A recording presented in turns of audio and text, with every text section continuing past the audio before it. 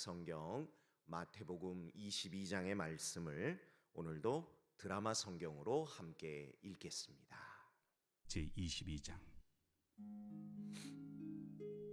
예수께서 다시 비유로 대답하여 이르시되, 천국은 마치 자기 아들을 위하여 혼인잔치를 베푼 어떤 임금과 같으니 그 종들을 보내어 그 청한 사람들을 혼인잔치에 오라 하였더니 오기를 싫어하거늘 다시 다른 종들을 보내며 이르되, 청한 사람들에게 이르기를 내가 오찬을 준비하되 나의 소와 살찐 짐승을 잡고 모든 것을 갖추었으니 혼인잔치에 오소서 하라 하였더니 그들이 돌아보지도 않고 한 사람은 자기 밭으로 한 사람은 자기 사업하러 가고 그 남은 자들은 종들을 잡아 모욕하고 죽이니 임금이 노하여 군대를 보내어 그 살인한 자들을 진멸하고 그 동네를 불사르고 이에 종들에게 이르되, 혼인잔치는 준비되었으나 청한 사람들은 합당하지 아니하니 네 거리 길에 가서 사람을 만나는 대로 혼인잔치에 청하여 오라 한대, 종들이 길에 나가 악한 자나 선한 자나 만나는 대로 모두 데려오니 혼인잔치에 손님들이 가득한지라.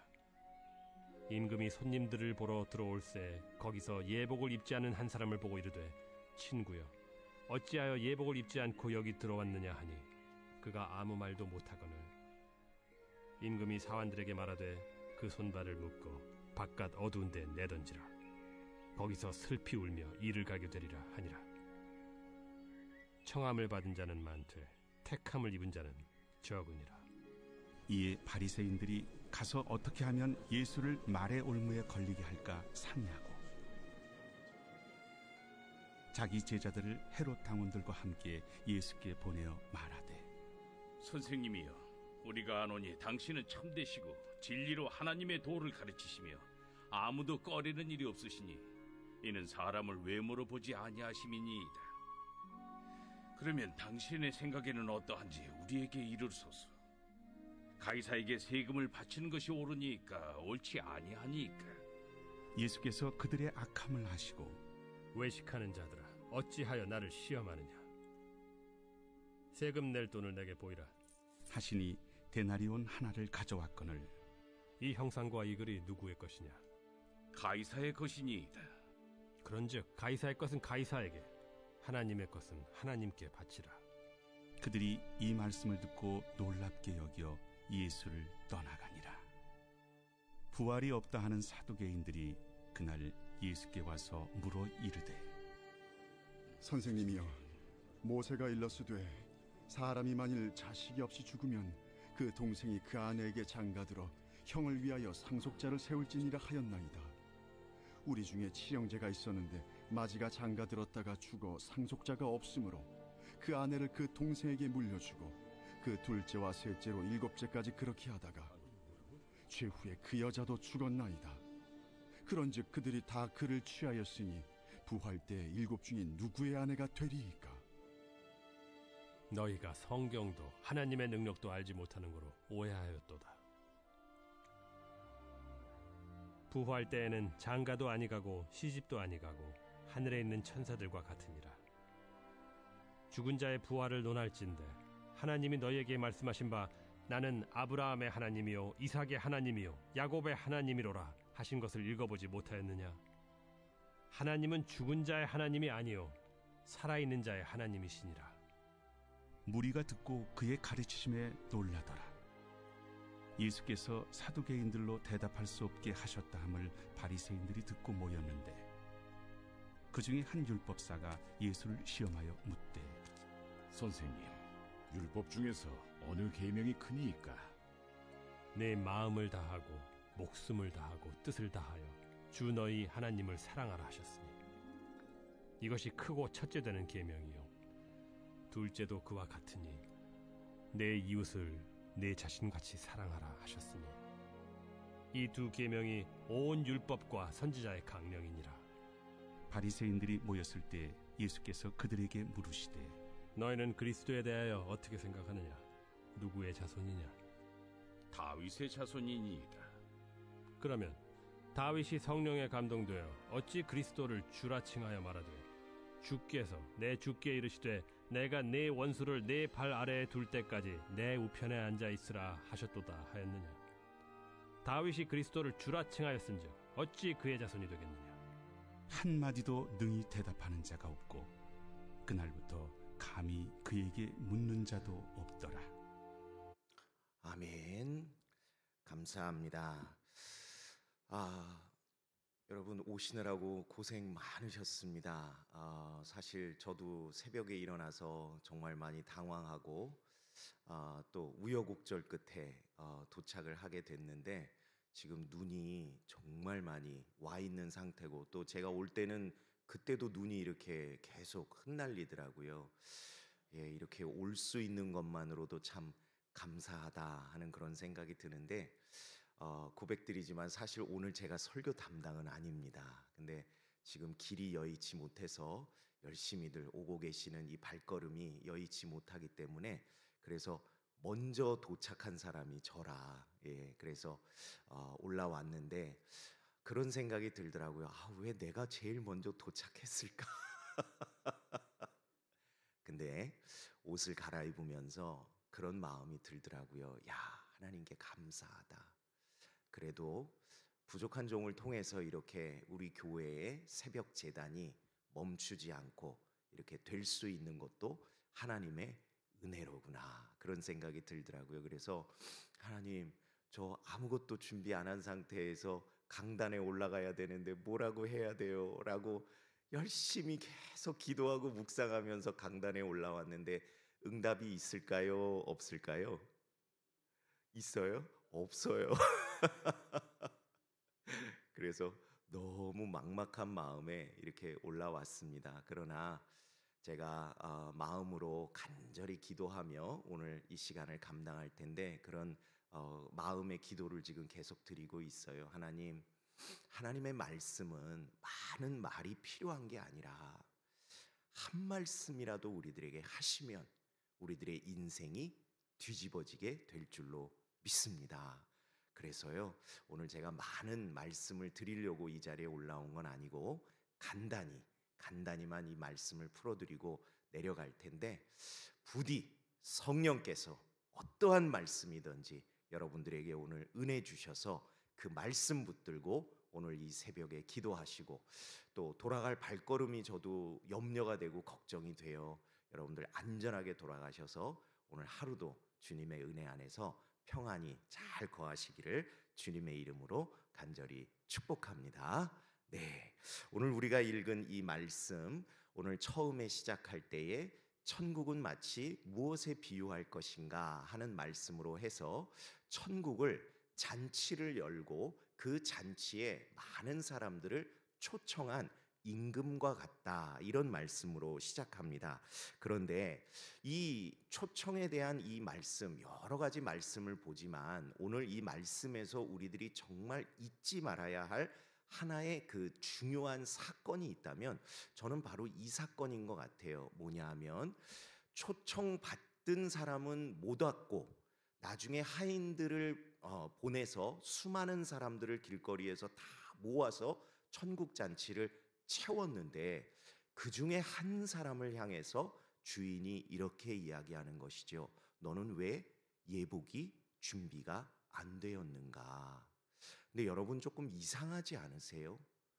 초청받아 온 사람이 아니에요.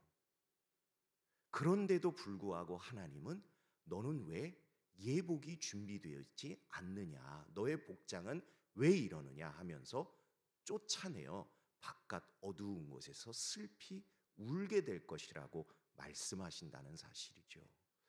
여러분 너무 무섭지 않으세요? 이런 말씀 들을 때? 그리고 불편부당하다고 생각 안 드세요? 아니 불려왔는데 준비 없이 오는 것은 당연한 것이 아닌가 그런 생각을 우리들이 품게 되는데요. 그런데 우리들이 밝히 알아야 할 부분이 있습니다. 무엇인가? 성경에는요 이런 사건만 말씀해 놓으신 것이 아니라 이미 하나님께서 우리들이 늘 예비되어 있어야 할 예복이 무엇인가를 알려주셨다는 사실인 것이죠. 이 얘기는 무엇인가? 우리들이 그 말씀을 알고 평소에 그 예복이 준비되어 있는 삶을 우리들이 살아내야 한다 하는 것을 우리들에게 교훈해 주고 계십니다. 그렇다면 목사님, 도대체 우리에게 준비된 그 예복이란 무엇을 말씀하는 건가요? 어렵지 않습니다. 우리가 잘 아는 성경 이사야 61장에 보면 우리가 입는 옷은요, 다른 것이 아니라는 겁니다. 하나님께서 우리를 구원해 주셨다라는 증거가 바로 우리들에게 허락된 예복이라는 사실입니다. 그렇다면 저와 여러분들은 이미 예수께서 그리스도이심을 믿는 믿음으로 구원받았습니다. 그렇죠? 네. 구원에 대한 확신이 없는 분들은 아마 안 계실 거예요. 우리는 그것을 분명히 믿습니다. 그런데 그 믿음이 내 노력에 의해서 얻어진 것이 아니라 어디로부터 왔다고요? 하나님께로부터 선물로 우리들에게 주어졌습니다. 그러므로 저와 여러분들은 이미 하나님으로부터 선물을 받은 거예요. 구원의 선물이기도 하지만 어떤 선물을 받았는가?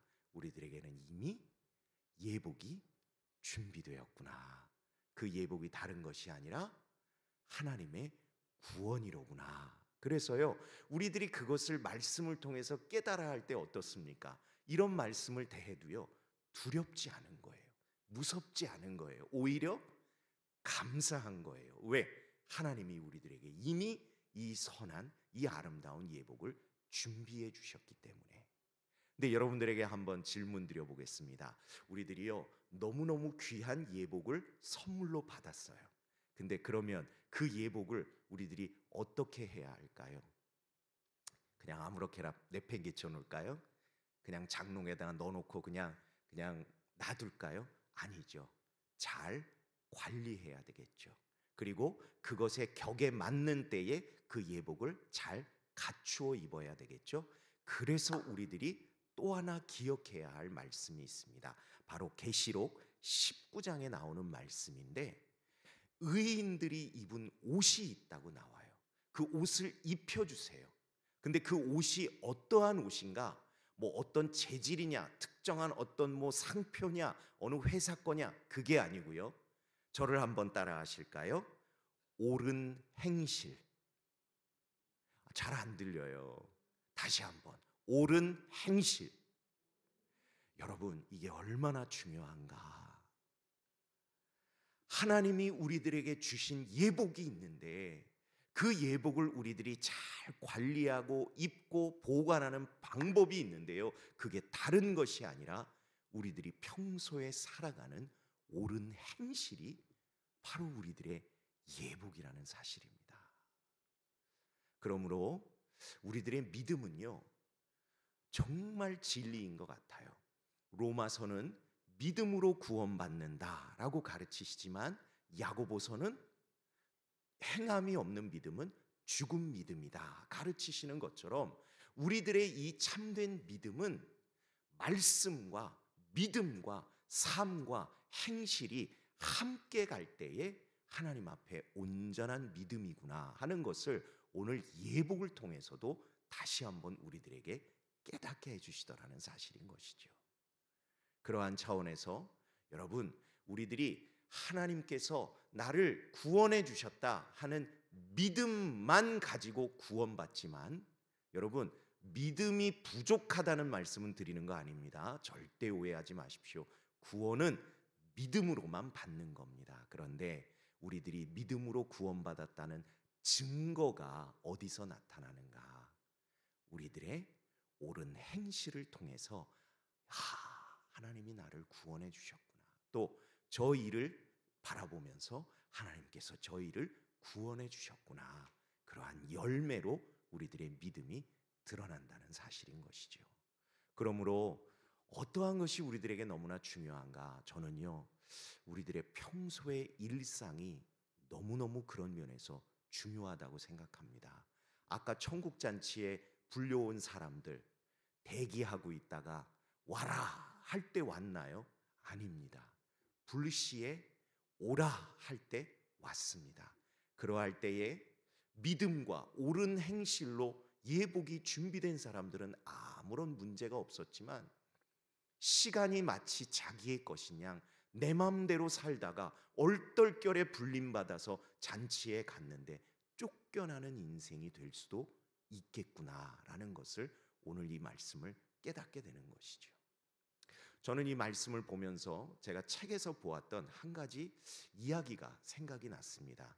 우리 감리교를 창시하신 그 존 웨슬리 목사님의 관련된 일화예요. 이 존 웨슬리 목사님은요, 정말 평생을 하나님의 말씀을 전하는 그 일에 헌신하셨던 분이에요. 그래서 전국 각지, 그러니까 영국 분이니까 영국이겠죠. 그 전국 각지를 안 가보신 곳이 없는 분이에요. 어느 날 이분이 집회를 인도하시는데 집회 중에 어느 분이 이런 질문을 하셨다는 겁니다. 목사님, 만약에 내일 당장 죽는다고 하면 오늘 무엇을 하시겠습니까? 이렇게 물었대요. 수많은 사람들 가운데 그런 질문이 나오니까 다들 존 웨슬리 목사님이라면 도대체 뭘 하실까 굉장히 궁금했던 것이죠. 그런데 그 순간에 그 질문을 받은 이 웨슬리 목사님이요, 갑자기 가슴에서 수첩을 꺼내더니 이렇게 펼치면서 확인하더니 저는 계획된 대로 할 겁니다. 이렇게 답을 하셨다는 거예요. 계획된 대로가 뭘까 하고 보니까 이 목사님의 수첩에는요, 말씀을 전하는 일이 빼곡하게 적혀 있더라는 것이죠. 내일 당장 죽음이 온다고 해도 다른 특별한 일을 할 것이 아니라 나는 일상을 그대로 살 겁니다 라고 말씀하실 수 있었던 이유, 그건 다른 것이 아니라 하나님을 위한 일임을 이 목사님은 확신하셨기 때문에 그렇다라는 것이죠. 사랑하는 성도 여러분, 여러분들에게도 저도 마찬가지입니다. 동일한 질문을 던져봅니다. 우리들이 생명이 영원하지 않잖아요. 또 앞으로 30년, 40년 건강하게 살 거야 누가 보장해 준 것이 없잖아요.